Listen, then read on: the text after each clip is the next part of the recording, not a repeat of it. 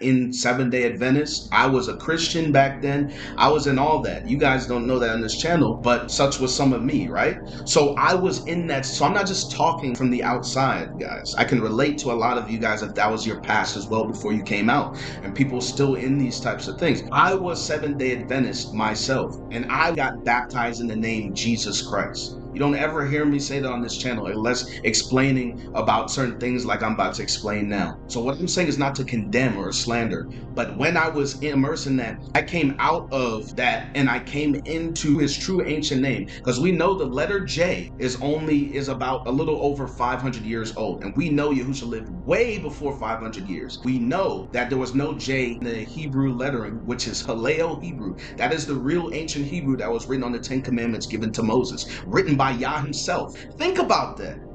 Praise Yah. If that's the actual language, it says in Exodus, put the verse there again, written by Yah himself, and we about to read that. Written by Yah himself.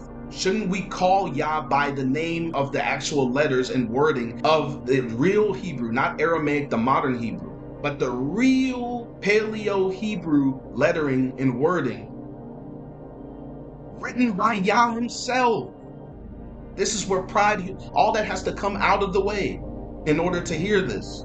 Some will hear it and some won't. Here are 3 verses talking about how Yah wrote them, and he was instructing Moses that he would write them. So Exodus 24:12, Yahuah said to Moses, "Come up to me on the mountain and stay here, and I will give you the tablets of stone with the law and commandments I have written for their instruction." He said, I have written.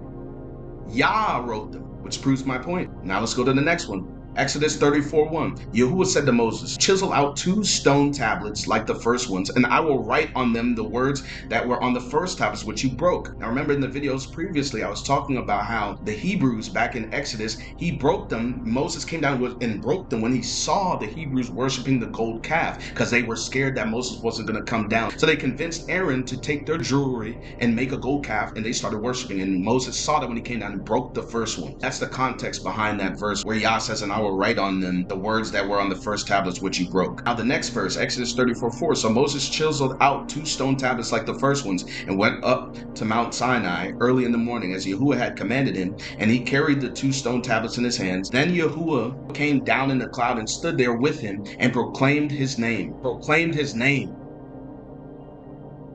Yah came down and proclaimed his name, and it's on the first commandment on the tablet, "I am Yahuah," but it's in Paleo Hebrew. You see? When Yahusha started speaking the truth, it says in John chapter 6, verse 66 through 67, a lot of his disciples left and only 12 were left. And then out of the 12, one was a devil. I'll put that here.